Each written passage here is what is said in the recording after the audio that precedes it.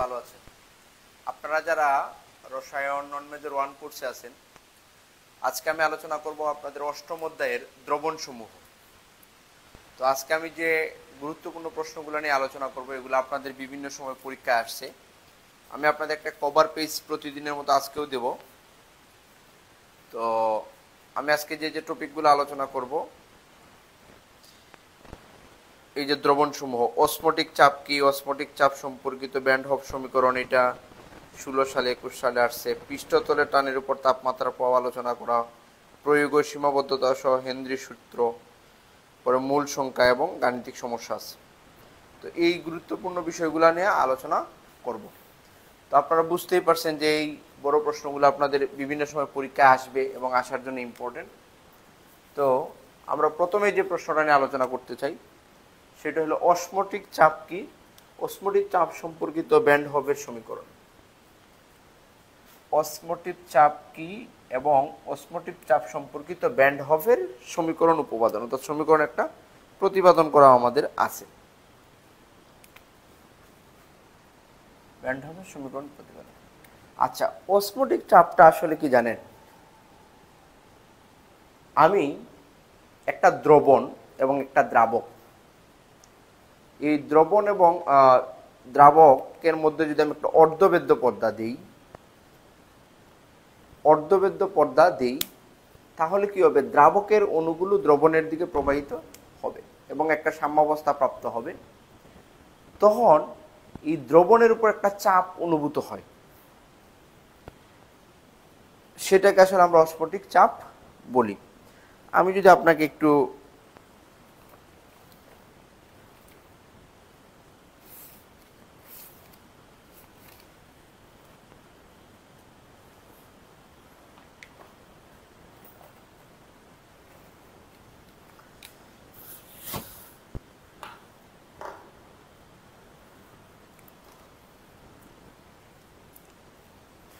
প্রিয় শিক্ষার্থীরা কেমন আছেন? আশা করি সকলেই ভালো আছেন। তো আমি আজকে আপনাদের সাথে আলোচনা করব আপনাদের রসায়ন নন মেজর 1 কোর্সের অষ্টম অধ্যায় চ্যাপ্টারটা দ্রবণসমূহ। তো আমরা যে সকল গুরুত্বপূর্ণ বিষয় নিয়ে আলোচনা করব, আমি আপনাদের প্রতিদিনের মতো একটা কভার পেজ দেব। এই কভার পেজে বিভিন্ন প্রশ্নগুলো আছে, যেগুলো বিভিন্ন সময় আপনাদের পরীক্ষায় আসে। তো যে প্রশ্নগুলো আছে, যে অসমোটিক চাপ কি, অসমোটিক চাপ সম্পর্কিত ব্যান্ড হফের সমীকরণ, এটা 16 সালে 21 সালে আসছে। তার প্রয়োগ ও সীমাবদ্ধতা সহ হেনরি সূত্র, এটা আসছে 4 এবং 10 এবং 18 বিভিন্ন সালে আসছে। অর্থাৎ আপনারা বুঝতে পারছেন যে আজকে যে টপিকগুলো নিয়ে আমি আলোচনা করতেছি, সেগুলো অত্যন্ত গুরুত্বপূর্ণ, আপনাদের পরীক্ষায় আসতে পারে এবং আসবেও। তো আমি আজকে প্রথমে যে টপিকটা নিয়ে আলোচনা করতে চাই, সেটা হলো অসমোটিক চাপ। কি চাপ? অসমোটিক চাপ। এখন প্রশ্ন হলো, অসমোটিক চাপ জিনিসটা আসলে কি? আমি কি করব? একটা দ্রবণ, একটা দ্রাবক, কথাটা একটু ভালো করে ফলো করেন। একদিকে একটা দ্রাবক রাখছি আর একদিকে দ্রবণ রাখছি। তো দ্রবণ, এটার মধ্যে আমি অর্ধবেদ্য পর্দা দিয়ে রাখছি। তখন দেখা যাবে দ্রাবকের কণাগুলো দ্রবণের দিকে প্রবাহিত হচ্ছে, সাম্যাবস্থা প্রাপ্ত হয়। তখন দ্রবণের উপর একটা চাপ অনুভূত হয়, এটা সাম্যাবস্থা বজায় রাখতে গিয়ে। সেইটাকে আসলে আমরা কি বলি? অসমোটিক চাপ বলি। তো আমি একটু সংজ্ঞাটা লিখে রাখছিলাম। তো আমাদের এই সংজ্ঞাটা আসলে কি একটু দেখি আমরা। অসমোটিক চাপ জিনিসটা আসলে কি? কোনো দ্রবণ এবং বিশুদ্ধ দ্রাবককে অর্ধপ্রবেশ্য পর্দা দ্বারা পৃথক করে রাখলে দ্রবণের উপর যে অতিরিক্ত, কথাটা ফলো করেন, দ্রবণের উপর যে অতিরিক্ত চাপ অনুভূত হয়, দ্রবণের উপর যে অতিরিক্ত চাপ প্রয়োগ করলে এর বাষ্পচাপ দ্রাবকের বাষ্পচাপের সমান হয়, তাকে অসমোটিক চাপ বলে। অর্থাৎ দ্রবণের উপর যে অতিরিক্ত চাপ প্রয়োগ করলে এর বাষ্পচাপ দ্রাবকের বাষ্পচাপের সমান হয়, তাকে অসমোটিক চাপ বলে। আপনি হয়তো এইভাবে সংজ্ঞাটা মুখস্থ করে একটু টাফ হয়ে যাবে। আমি আপনাকে আপনার বোঝার সুবিধার্থে একটা চিত্র দেখাইতে চাই। এই সংজ্ঞাটা মনে রাখার জন্য একটা চিত্র। আমরা কি বলছিলাম? যে অসমোটিক চাপটা ব্যাপারটা আসলে একটা দ্রাবক এবং দ্রবণের মধ্যে ব্যাপার। এই যে দেখেন, আমি অসমোটিক চাপের একটা চিত্র, একদিকে আমার দ্রাবক, অন্যদিকে দ্রবণ, মাঝখানে একটি আমি কি দিলাম? অর্ধবেদ্য পর্দা দিছি। তাহলে আসলে কি হবে, দ্রাবক থেকে কণাগুলো দ্রবণের দিকে প্রবাহিত হবে। তখন দেখেন দ্রাবকের উপর একটা ঊর্ধ্বমুখী চাপ এবং দ্রবণের উপর একটি নিম্নমুখী চাপ। এই যে দ্রবণের উপর যে অতিরিক্ত চাপটা অনুভূত হচ্ছে সাম্যাবস্থা বজায় রাখার জন্য, সেটাকে আসলে আমরা কি বলি, অস্ফটিক চাপ। আমি যে সংজ্ঞাটা বোর্ডে লিখে রাখছি ওইটাও আপনি দিতে পারেন, অথবা এই সংজ্ঞাটাও দিতে পারেন। দ্রাবক ও দ্রবণের মধ্যে কোনো অর্ধপ্রবেশ্য পর্দা রাখলে স্বতঃস্ফূর্তভাবে দ্রাবকের অণুসমূহ পর্দা অতিক্রম করে সাম্যস্থাপন করার পর দ্রবণের উপর যে হাইড্রোস্ট্যাটিক চাপ সৃষ্টি হয় তাকে অস্ফটিক চাপ বলে। যে দ্রবণের উপর যে চাপটা সৃষ্টি হয়েছে, আপনি এই সংজ্ঞাটাও দিতে পারেন এবং অথবা বোর্ডে লেখা সংজ্ঞাটাও দিতে পারেন। তাইলে আমরা আসলে বুঝতে পারছি যে দ্রবণ একটা দ্রাবক এবং দ্রবণের মধ্যে অর্ধপ্রবেশ্য পর্দা রাখলে এই দ্রাবকের কণাগুলো দ্রবণের দিকে প্রবাহিত হয়ে সাম্যাবস্থা প্রাপ্ত হয়। তখন এই সাম্যাবস্থা বজায় রাখার জন্য দ্রবণের উপর যে অতিরিক্ত চাপ, হাইড্রোস্ট্যাটিক চাপ অনুভূত হয়, সেটাকে আসলে বলা হয় কি, অস্ফটিক চাপ। এই অস্ফটিক চাপকে আমরা পাই দ্বারা প্রকাশ করি। কি দ্বারা? পাই দ্বারা প্রকাশ করা হয়। অস্ফটিক চাপকে পাই দ্বারা প্রকাশ করা হয়। আশা করি আমরা এটা বুঝতে পারছি। এখন আসেন, এই অস্ফটিক চাপ সম্পর্কিত ব্যান্ড হবের একটা সমীকরণ আছে, এবং আমাদের গাণিতিক সমস্যায় কিন্তু অস্ফটিক চাপ দিয়ে ম্যাথ আসে আমাকে, বা অস্ফটিক চাপ বের করতে বলে। তাইলে চলেন ব্যান্ড হব সমীকরণটা আমরা পড়তে চাই। ব্যান্ড হব সমীকরণে এটা আসলে স্যার পিবি সমান এনআরটি এই টাইপের একটা সমীকরণ হবে। আমরা পিবি সমান এনআরটি আদর্শ গ্যাসের সমীকরণ ইন্টারমিডিয়েট লেভেলে পড়াশোনা করছি। তো এই যে ব্যান্ড হবের সমীকরণটা আসলে এই ধরনেরই একটা সমীকরণ হবে। তো আমরা একটু এটা যেহেতু একটু আগে আমি বললাম যে যদি আমরা ধরি, যদি দ্রবণের অস্ফটিক চাপ পাই এবং একটা দ্রবণের গণমাত্রা কি হয় সি এবং পরম তাপমাত্রা টি, তা আমি একটা দ্রবণ চিন্তা করছি, এটার তাপমাত্রা ধরছি টি, এটার মধ্যে অনুভূত অস্ফটিক চাপ ধরছি পাই, এবং এটা একটা গণমাত্রা আছে, এটা কি সি। তাইলে আমি যদি কোনো দ্রবণের তিনটা জিনিস নিয়ে আলোচনা করছি, তার অস্ফটিক চাপ যদি হয় পাই, তাপমাত্রা যদি হয় টি এবং গণমাত্রা যদি হয় সি, তাহলে আমরা এই ব্যান্ড হবের সমীকরণ, আমি যে নোটটা আমি আপনাদের একটু দিব, এটা আমি একটু আপনাদের দেখায় রাখতে চাই, তারপর আমি বুঝিয়ে দিচ্ছি, সমস্যা নাই। আমি আপনাদের যে ব্যান্ড হবের যে নোটটা আমি আপনাদের দিব, যে ব্যান্ড হব সমীকরণ প্রতিপাদনের, এটা একটু দিকে রাখেন। এই যে স্যার, যে কোনো দ্রবণের অস্ফটিক চাপ পাই, গণমাত্রা সি এবং তাপমাত্রা যদি টি হয়, তো অস্ফটিক চাপের ক্ষেত্রে পাই সমানুপাতিক সি এবং দ্বিতীয় সূত্র অনুযায়ী পাই সমানুপাতিক টি। এই যে তারপর একটা বর্ণনা আছে, বর্ণনামূলক থেকে আমি আসলে এই সমীকরণটা কি করতে পারবো, প্রতিপাদন করতে পারবো। পিবি সমান এনআরটির পরিবর্তে পাই বি সমান এনআরটি, এটাই আসলে কি ব্যান্ড হবে সমীকরণ। তাইলে আমরা আসলে এই ব্যান্ড হবে সমীকরণটা কি করব, অস্ফটিক চাপের একাধিক সূত্র আছে, প্রথম সূত্র, দ্বিতীয় সূত্র, তৃতীয় সূত্র। তো আমরা আসলে একটু বললাম, যদি কোনো দ্রবণের অস্ফটিক চাপ পাই, গণমাত্রা সি এবং দ্রবণ তাপমাত্রা কি হয় টি হয়, তবে প্রথম সূত্র অনুসারে, তবে অস্ফটিক চাপের প্রথম সূত্র অনুসারে, তবে অস্ফটিক চাপের প্রথম সূত্র, দ্বিতীয় সূত্র, তৃতীয় সূত্র এইভাবে আছে। প্রথম সূত্র অনুসারে, তবে অস্ফটিক চাপের প্রথম সূত্রানুসারে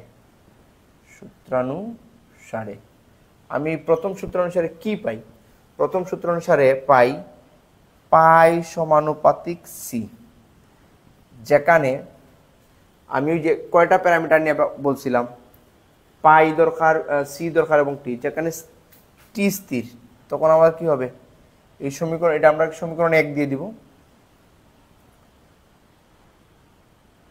আমি ব্র্যাকেটে লিখে ফেলি, যখন টি স্থির,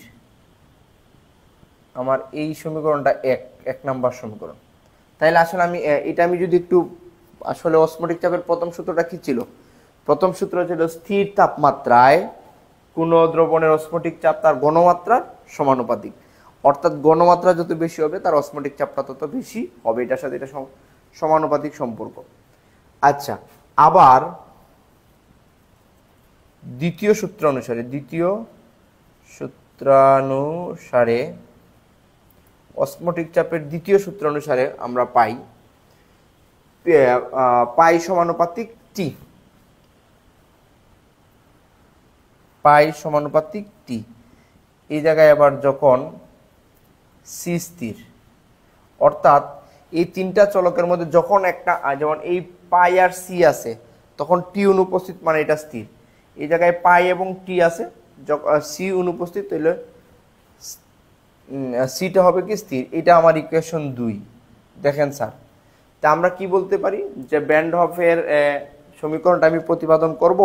এটা আমি বলছিলাম যে আদর্শ গ্যাসের সমীকরণের মতোই, যে পিবি সমান এনআরটির পরিবর্তে হবে কি পাই বি সমান এনআরটি। আলটিমেটলি আসলে আমি এই সমীকরণটা প্রতিপাদন করতে চাই। তাইলে আমি কি বলবো, আমরা এটা করছিলাম আসলে বয়েল এবং চার্লসের সূত্র ব্যবহার করে, আর আসলে এখন আমি অসমোটিক চাপেরটা করবো অসমোটিক চাপের সূত্র ব্যবহার করে। তো অসমোটিক চাপের প্রথম সূত্র অনুসারে আমরা পাই পাই সমানুপাতিক সি। এটা ছিল আসলে, এটা যে আসলে এটা ল্যাঙ্গুয়েজটা আসলে কি ছিল, যে স্থির তাপমাত্রায় কোনো দ্রবণের অসমোটিক চাপ তার ঘনমাত্রার সমানুপাতিক। তাই পাই সমানুপাতিক সি। আবার দ্বিতীয় সূত্র অনুসারে পাই পাই সমানুপাতিক টি, অর্থাৎ ঘনমাত্রা স্থির থাকলে কোনো দ্রবণের অসমোটিক চাপ তার পরম তাপমাত্রা কি হবে সমানুপাতিক। এখন আপনি বলবেন যে 1 ও 2 হতে পাই, 1 ও 2কে সমন্বিত করে বা সমন্বয় করে পাই হতে পাই আমরা কি পেতে পারি দেখেন তো, পাই সমানুপাতিক সি এবং টি। এই অংশটা পাই আর সি এবং টি। এখন আমি এই সমানুপাতিক চিহ্নটাকে তুলে ফেলতে চাই, পাই সমান সমান কে সি এবং টি। এই যে আমাদের 3 নম্বর সমীকরণ। স্যার এখন আপনি একটা কাজ করতে পারেন, আমি যদি এটাকে 3 নম্বর সমীকরণ দেই, যে এই জায়গায় সি একটা ঘনমাত্রা এবং টি তাপমাত্রা, আমি যদি নির্দিষ্ট মানের কোনো কিছুর এটা হলো গিয়ে তাপমাত্রা, এটা কি সি হলো ঘনমাত্রা। এখন আমি যদি এই দুইটার মান বসাই, ব্যান্ড হফের সমীকরণ অনুযায়ী দেখা গেছে যে এই সি এবং টি এর মান বসাইলে এই কে এর মানটা আর এর সমান হয়। আমি এই জায়গায় একটু ল্যাঙ্গুয়েজ দিয়ে লিখবো আর কি, আমি আপনাদের যে নোট দেবো নোট আছে, সি ও টি এর মান বসালে কে এর মান আর এর সমান হয়, এটা আমরা ল্যাঙ্গুয়েজে লেখা আছে যে কে এর মানটা আসলে কি পাওয়া যাবে, মোলার গ্যাস ধ্রুবক আর এর সমান পাওয়া হয়। দেখা যাচ্ছে কিনা, যে আমি বলছিলাম কি সি এবং টি এর মান বসালে, এই যে আমার 3 নম্বর সমীকরণ, সি এবং টি এর মানটা যদি আমি বসাই তাহলে কে এর মানটা আর এর সমান হয়। তাহলে আমি একটু উপরের দিকে লিখে ফেলি, আমার এই লেখাটা একটু অস্পষ্ট বা অসুন্দর হয়ে গেছে, আমি একটু উপরেই লিখে ফেলবো, আমি অংশটা মুছে ফেলি।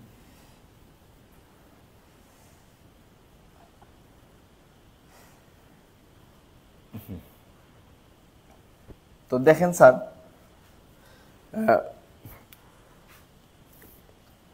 আমি যদি বলি 3 নং এ সি ও টি এর মান বসালে কে এর মান আর এর সমান হয়,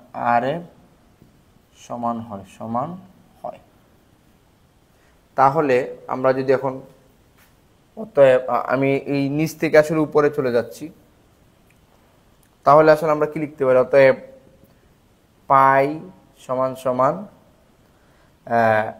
সি আর টি, মানে কে এর পরিবর্তে আমি আসলে কে এর পরিবর্তে আর লিখছি, তাহলে আমি আরটাকে একটু আমার পড়ার সুবিধার জন্য লিখে ফেলছি আর কি, আর সি টি হইতে পারতো সি আর টি। এখন এই যে সি হইল ঘনমাত্রা, এখন এই ঘনমাত্রার পরিবর্তে আমরা আবার কিন্তু জানি ঘনমাত্রা C is equal to n by V, প্রতি লিটারে মূল সংখ্যাটাই তার ঘনমাত্রা। তাইলে আমি কিন্তু আবার বা এই পাই এর বদলা লিখতে পারি, সি এর বদলা লিখতে পারি n by V R T. Ultimately আমার সূত্র রইল P V is equal to n R T. এই যে স্যার দেখেন আমরা পাইছি কিনা, তাহলে এই যে পাই বি সমান এন আর টি, এইটাই আসলে আমার কি ব্যান্ড হফের সমীকরণ। আপনারা আশা করি বুঝতে পারছেন। তো এই সমীকরণটা আসলে আমরা কি করতে পারছি, প্রতিপাদন করতে পারছি। তো তাইলে আমরা কি করব, ব্যান্ড হফের সমীকরণে আমি প্রথমে ধরবো যে মনে করি অসমোটিক চাপ পাই, গণমাত্রা সি এবং তাপমাত্রা আসলে কি টি। তাহলে ওই যে অসমোটিক চাপের প্রথম সূত্র অনুসারে পাই পাই সমানুপাতিক সি, আবার দ্বিতীয় সূত্র অনুসারে পাই পাই সমানুপাতিক টি। এখন এই 1 এবং 2 রে আমি সমন্বিত করে পাই সমানুপাতিক সিটি। এই সমানুপাতিক চিহ্নটা আমি কে লিখবো। এখন এই যে 3 নং সমীকরণে সি এবং টি এর মান, আমি যে দ্রবণ নিয়ে কাজ করব তার গণমাত্রা এবং টেম্পারেচারটা বসালে দেখা যায় যে কে এর মান আর এর সমান হয়। এখন এই আর এর মানটা আমি বসাইলাম, তাহলে আমার পাই সমান কি হয়ে গেল, সি আর টি। এখন স্যার ওই যে সি এর পরিবর্তে এন বাই বি আর টি আমরা লিখতে পারি। আশা করি আপনারা এটা বুঝতে পারছেন। এই হইল আমার আসলে ব্যান্ড হফের সমীকরণ প্রতিপাদন। এই যে দেখেন আদর্শ গ্যাসের সমীকরণ পি, তো এই যে পাই বি সমান এন আর টি। এখন ওই যে যা আদর্শ গ্যাসের সমীকরণ পিবি সমান এন আর টি এর সাদৃশ্যপূর্ণ। এখন এখানে দুইটা লাইন আছে, আমরা যদি একটু বুঝাই লিখতে চাই যে বিজ্ঞানী ব্যান্ড হফ পরীক্ষা নিরীক্ষা করে দেখেন যে আদর্শ সমীকরণটি লঘু দ্রবণের ক্ষেত্রে প্রযোজ্য এবং গ্যাসের সূত্রসমূহ নিম্নতর চাপে প্রযোজ্য। কোন দ্রবণের ক্ষেত্রে লঘু দ্রবণে অসমোটিক চাপ সূত্র এবং গ্যাস সূত্রসমূহের অভিন্নতার ধারণা ব্যান্ড হফ তত্ত্ব নামে পরিচিত। এই জায়গায় আসলে এই ধারণাটা সমন্বয় করে কি হয়েছে, কোন লঘু দ্রবণের অনুদ্বায়ী ও অতড়িৎ বিশ্লেষ্য দ্রবণটি যদি দ্রবণের তাপমাত্রার গ্যাসীয় অবস্থায় যে গ্যাসীয় চাপ দিত তা লঘু দ্রবণের অসমোটিক চাপের কি হবে, সমান হতো। আশা করি আসলে আমরা বুঝতে পারছি। তো প্রতিপাদন মূলত আমার ওই যে পাই বি সমান এনআরটি এইটাই আর কি। তাইলে আমরা অসমোটিক চাপ সম্পর্কিত ব্যান্ড হফের সমীকরণটি কি করতে পারছি, প্রতিপাদন করতে পারছি। আচ্ছা, এখন আমরা আসলে অসমোটিক চাপ কি, অসমোটিক চাপ সম্পর্কিত ব্যান্ড হফের সমীকরণ এটা পারলাম। এখন আমরা প্রয়োগ ও সীমাবদ্ধতা সহ হেনরি সূত্র বর্ণনা করা লাগবে। এটা আসলে একটা সিম্পল বিষয়, এখানে কিছু বর্ণনামূলক কথাবার্তা আছে। এরপরে আছে মূল সংখ্যা। তো মূল সংখ্যা নিয়ে আমরা সবাই অবগত আছি। আমি চাই মূল সংখ্যাটা একটু দিয়ে দিই। মূল সংখ্যা, এই সংখ্যাটা যে মূল সংখ্যাকে আসলে আমরা এন দ্বারা প্রকাশ করি। এন আসলে কি, ওই যে এন, আমরা যদি এন সমান ডাব্লিউ বাই এম আমরা বলতে পারি, ডাব্লিউ বাই এম। এন সমানটা আসলে ডাব্লিউ বাই এম। মানে মনে করেন আমি বললাম যে 90 গ্রাম পানি সমান কত মোল, 90 গ্রাম পানি সমান কত মোল। আপনি কি করবেন, এটাকে এম দিয়ে আণবিক ভর দিয়ে ভাগ করবেন, সমান 5 মোল হবে।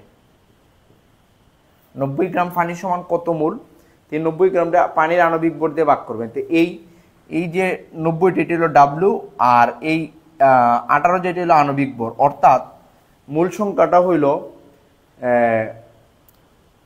কোন বস্তুর গ্রামে প্রকাশিত ভর বা গ্রামে প্রকাশিত ভর বা ওজন এটাকে বলা হয়, তাকে আণবিক ভর দ্বারা ভাগ করলে যা পাওয়া যাবে সেটাই আসলে কি, মূল। আমরা যদি সংজ্ঞাটা লিখি, গ্রামে প্রকাশিত ভরকে, গ্রামে প্রকাশিত ভরকে, গ্রামে প্রকাশিত ভরকে আণবিক ভর দ্বারা ভাগ করলে, আণবিক ভর দ্বারা ভাগ করলে, আণবিক ভর দ্বারা ভাগ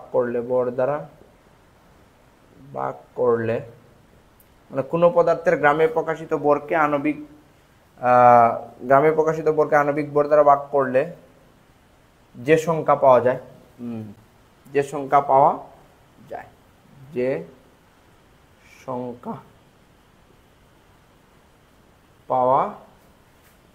যায় তাকে মূল সংখ্যা বলে, ওই যে আমরা আসলে মূল সংখ্যা, যেমন 90 গ্রাম পানি সমান কত মোল, মানে এন এর মানটা কত, তা আপনি ওই 90 গ্রাম এটা হলো ডাব্লিউ, আর পানি যেহেতু এটা আণবিক ভর 18, এই ডাব্লিউ রে 18 দিয়ে ভাগ করলে হইব 5 মোল, এটাই আর কি।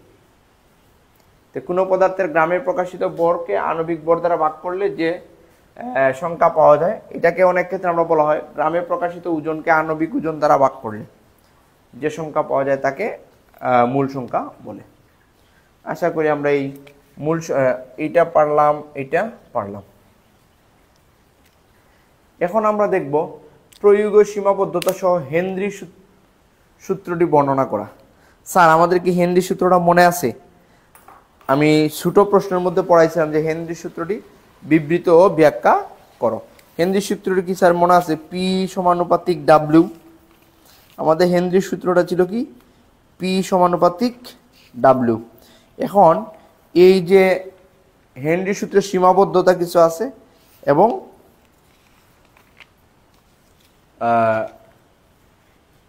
প্রয়োগ, মানে কোন কোন ক্ষেত্রে হেনরি সূত্রটা প্রয়োগ হবে তার সীমাবদ্ধতা, এটা নিয়ে একটু আলোচনা করা হবে। আমরা একটু দেখি স্যার, এই যে আমি যেটা আপনাদের আমি নোট দেবো এই জায়গা থেকে একটু দেখাইতে চাই যে প্রয়োগ ও সীমাবদ্ধতা সহ হেনরি সূত্রের ব্যাখ্যা বিভিন্ন সালে আসছে। তো সূত্রটা হলো স্থির তাপমাত্রায় কোনো নির্দিষ্ট আয়তনের দ্রাবকে দ্রবীভূত গ্রামে প্রকাশিত গ্যাসের পরিমাণ গ্যাসের উপর প্রযুক্ত চাপের সমানুপাতিক। অর্থাৎ আমি নির্দিষ্ট আয়তনের দ্রাবকে যে কি পরিমাণ গ্যাস দ্রবীভূত হবে তা তার চাপের সমানুপাতিক, অর্থাৎ ডাব্লিউ সমানুপাতিক পি। এই ডাব্লিউটা কি? দ্রাবকে দ্রবীভূত গ্যাসের পরিমাণ, আর চাপটা পিটা হইল চাপ। এখন এটার সমানুপাতিক। ওই যে লেখচিত্রের মধ্যে যদি আমি বসাই তাহলে এটা মূলবিন্দুগামী রেখা আসবে। এর অর্থ হইল যে চাপ যত বাড়বে গ্যাসের দ্রাব্যতা তত বৃদ্ধি পাবে, চাপ যত কমবে গ্যাসের দ্রাব্যতা তত কমবে। এই যে স্যার অধিকাংশ ক্ষেত্রে হেনরি সূত্র মেনে চলে, মানে তার প্রয়োগটা বা শর্তগুলা কিদা কিদা। তাপ খুব বেশি না হয়, যদি তাপ খুব বেশি না হয়, তাপমাত্রা খুব কম না হয়, গ্যাস খুব দ্রবণীয় না হয়, মানে এবং দ্রবণের দ্রবীভূত অবস্থায় দ্রব যদি বিয়োজিত বা সংযোজিত না হয়, দ্রব এবং দ্রাবকের সাথে কোনো জটিল যৌগ গঠন না করলে, মানে দ্রব এবং দ্রাবকে যদি নিজেদের মধ্যে জটিল যৌগ গঠন না করে, এই শর্তগুলোর মাধ্যমে আসলে আমরা কি করতে পারি, মানে হেনরি সূত্রটা প্রয়োগ হবে। এবং হেনরি সূত্রের প্রয়োগ এবং সীমাবদ্ধতা, আমি হেনরি সূত্রের ব্যাখ্যাটা দিলাম। এই যে স্যার হেনরি সূত্রের প্রয়োগ এবং সীমাবদ্ধতাগুলো আপনারা একটু রিডিংটা পড়লেই পারবেন। তাইলে আমি আসলে হেনরি সূত্রটা একটু ব্যাখ্যা করে বুঝিয়ে দিতে চাই যে আমাদের হেনরি সূত্রটা আসলে কি। স্থির তাপমাত্রায় কোনো নির্দিষ্ট আয়তনের দ্রাবকে, স্থির তাপমাত্রায় কোনো নির্দিষ্ট আয়তনের দ্রাবকে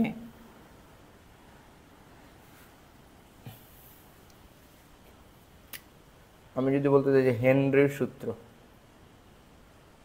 হেনরির সূত্র। আচ্ছা স্যার, তো হেনরির সূত্রটা আমি গাণিতিক রূপটা যদি আমি আপনাকে বলি, তো এটা হলো ডাব্লিউ সমানুপাতিক পি, ডাব্লিউ সমানুপাতিক পি বা ডাব্লিউ সমান কে পি। এই যে এই জায়গায় ডাব্লিউটা আসলে কি, যে নির্দিষ্ট আয়তনের কোনো দ্রাবকে দ্রবীভূত গ্যাসের পরিমাণ তার চাপের সমানুপাতিক। স্থির তাপমাত্রায় কোনো নির্দিষ্ট আয়তনের দ্রাবকে, আমি যদি একটু লিখি, স্থির তাপমাত্রায় কোনো নির্দিষ্ট আয়তনের স্থির তাপমাত্রায়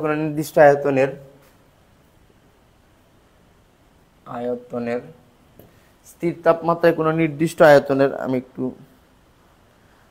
দ্রাবকে দ্রবীভূত গ্রামে প্রকাশিত নির্দিষ্ট তাপমাত্রায় কোনো নির্দিষ্ট আয়তনের দ্রাবকে দ্রবীভূত গ্রামে প্রকাশিত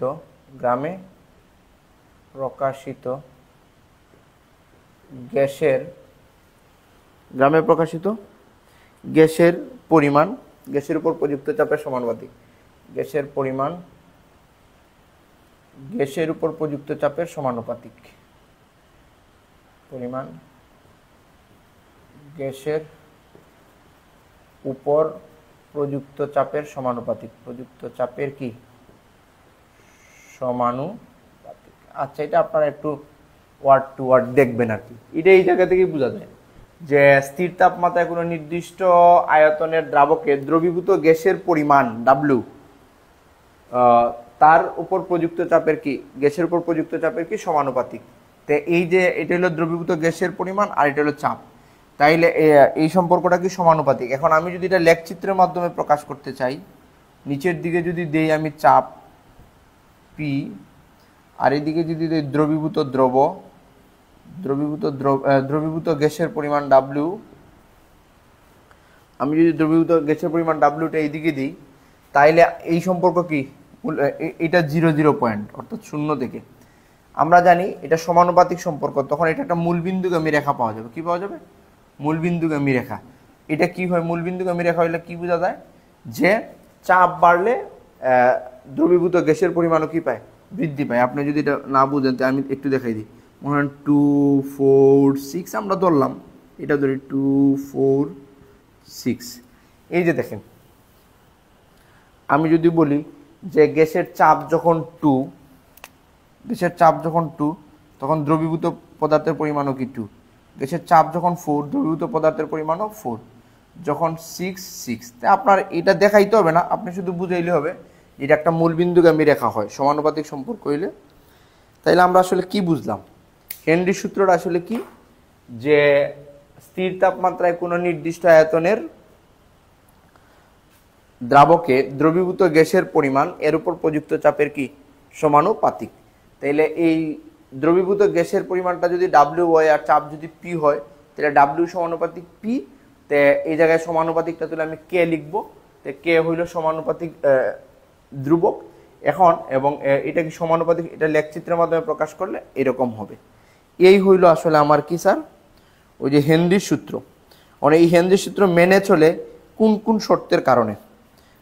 আপনাকে এই নোটটাই আমি দিব যে ওই জায়গায় দেখেন, অধিকাংশ গ্যাসই হেনরির সূত্র মেনে চলে যদি তাপ খুব বেশি না হয়, অর্থাৎ নিম্ন তাপমাত্রায়, তাপমাত্রা খুব কম না হয়, একবারে কম তাপমাত্রায় যদি না হয়, তাইলে তা স্বাভাবিক তাপমাত্রায়। এই বিষয়গুলো আপনি একটু পড়বেন, নিচে একটু দেওয়া আছে।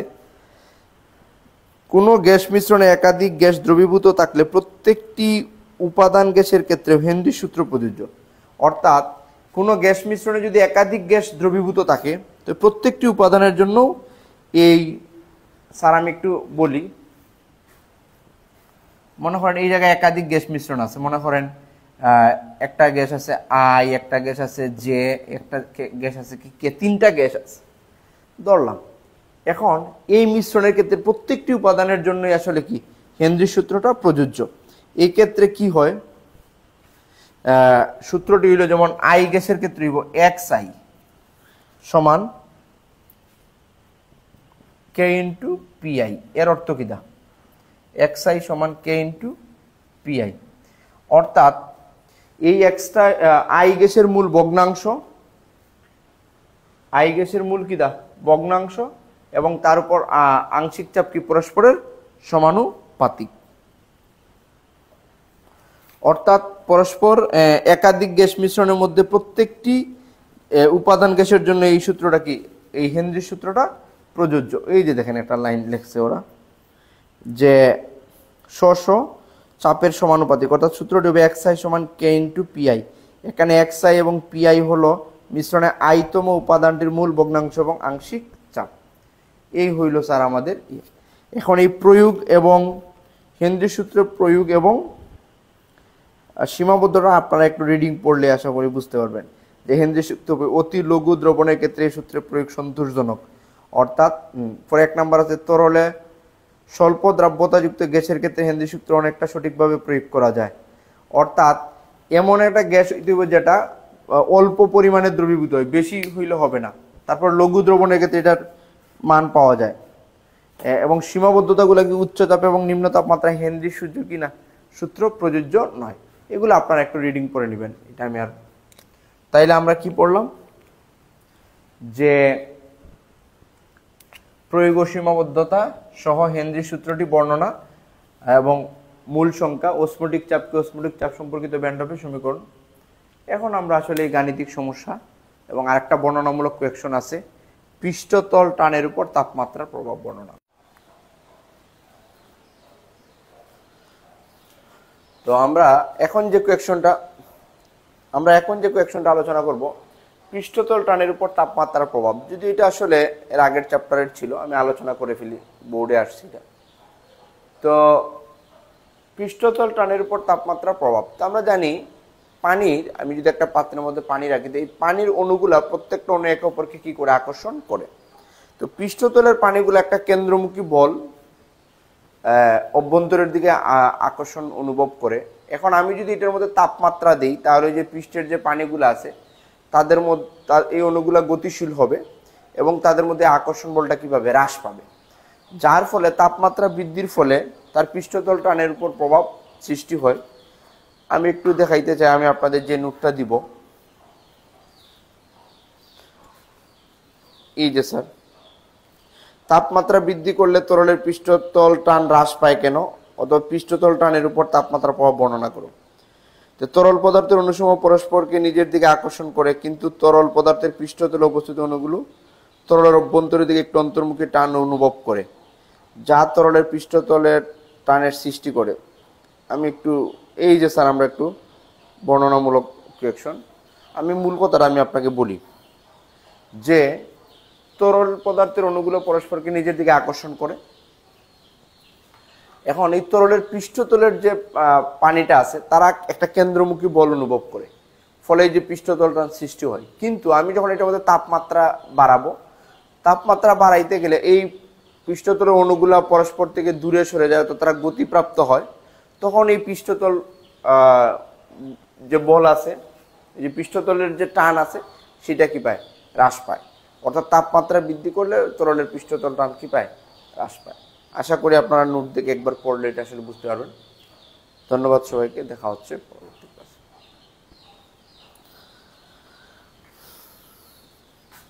তাহলে আমরা এখন আলোচনা করব গাণিতিক সমস্যা। আমরা এই জায়গায় দুইটা গাণিতিক সমস্যা দিচ্ছি, দুই ধরনের। আসলে ম্যাথের নিয়মটা যদি আমি পারি, তাহলে যে কোনো ম্যাথই আসুক আমরা আসলে সেটা করতে পারবো। তো আমি একটা প্রশ্ন, গাণিতিক সমস্যা একটু দিয়ে রাখছি,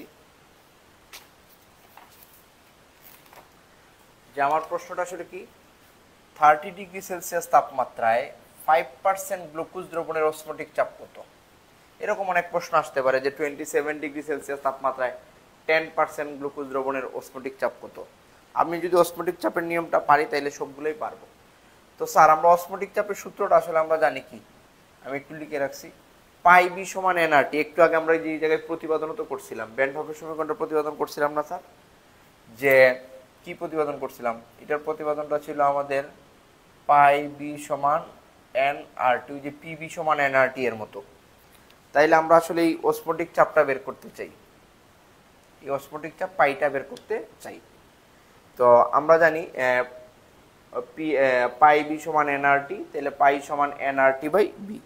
এখন আমার এই গাণিতিক সমস্যার মধ্যে, যেটা আমি উপরে লিখে রাখছি, আমি এই এলিমেন্টগুলো পাই কিনা, আর টি তাপমাত্রা, আর জানি মুলার গ্যাস ধ্রুবক, এটা বিভিন্ন এককে হয়, এসআই এককে হয়, সিজিএস এককে হয়, লিটার অ্যাটম এককে হয়। তা আমরা সবসময় আপনাদের এই লেভেলে আমরা লিটার অ্যাটম একক করে ফেলবো। তো এখানে প্রথমে মনে করেন আমরা, আচ্ছা, এই 5%-এর অর্থ কি? এই 5%-এর অর্থ হইল 100 ml এর মধ্যে 5 গ্রাম দ্রবীভূত আছে, এটা আমরা বুঝি। যদি বলতো 10%, তাইলে এর মানে কি 100 ml এর মধ্যে 10 গ্রাম। তো আমরা এখানে আগে লিখি যে আয়তন বি সমান 100 ml। এখন প্রশ্ন হলো যে স্যার, এটা আপনি কোথায় পেলেন? এই যে 5% লেখা, তো আপনি চাইলে প্রথমে একটা লাইন লিখতে পারেন যে 5% অর্থ হইলো 100 ml এর মধ্যে 5 গ্রাম কি আছে, দ্রবীভূত আছে। যদি 10% বলতো তাইলে বলতাম যে 100 ml এর মধ্যে কি 10 গ্রাম দ্রবীভূত আছে। এই 5% আমাকে দুইটা জিনিস বোঝায়। এই 5% আমাকে কি বোঝায়? দুইটা জিনিস বোঝায়। একটা হলো 100 ml আয়তন মানে বি, আর এটা হলো 5 গ্রাম। বুঝতে পারছি স্যার? এই 5% আমাকে দুইটা জিনিস বোঝায়, 100 ml এর মধ্যে 5 গ্রাম। তাহলে এই জায়গায় আয়তন 100 ml, আমি এটাকে লিটারে নিয়ে নিব 0.1 লিটার। কেন নিলাম? যে আমি এসআই এককে, আর এর মানটাও লিটার এককে লিখবো আর কি। তারপরে মনে করেন আয়তন এত। এখন আমার এই যে এন, সরাসরি কিন্তু এই জায়গায় মূল সংখ্যা নাই স্যার, এই জায়গায় আমার সরাসরি কত মূল সেটা দেওয়া নাই। আচ্ছা, আমি এই এনটাকে একটু ব্যঙ্গে লিখে ফেলবো প্রয়োজন হইলে। আমি অন্যান্য ইয়েগুলা লিখি, যেমন তাপমাত্রা টি সমান কত, 30 ডিগ্রি সেলসিয়াস। এটাকে যদি আমি কেলভিন স্কেলে নিই, 30 প্লাস 273 কেলভিন, কত হচ্ছে 303 কেলভিন। আচ্ছা বি গেল, টি গেল। এখন আয়তন, আয়তন গেছে, তাপমাত্রা গেছে। লিটার অ্যাটম এককে আর এর মান লিখবো। লিটার অ্যাটম এককে আর সমান, এটা আমাদের মুখস্থ 0.0821, এটার একক litre atom per kelvin per mole. এটা মুখস্থ করবেন স্যার। লিটার অ্যাটম এককে আর এর মান। এখন লিটার অ্যাটম এককে কেন, যে আমরা যদি চাপ থাকে তাহলে এটা অ্যাটম এককে লিখবো, আর আয়তনটাকে লিখবো কি লিটার এককে, এই জন্যই আমরা এটা লিটার অ্যাটম এককে করলাম। এখন আসেন যে আমার মূল সংখ্যার মান তো দেওয়া নাই। আমরা যে মূল সংখ্যার সংজ্ঞা শিখছিলাম মনে আসেনি স্যার? এই মূল সংখ্যা মানে কি, এন সমান ডাব্লিউ বাই এম না?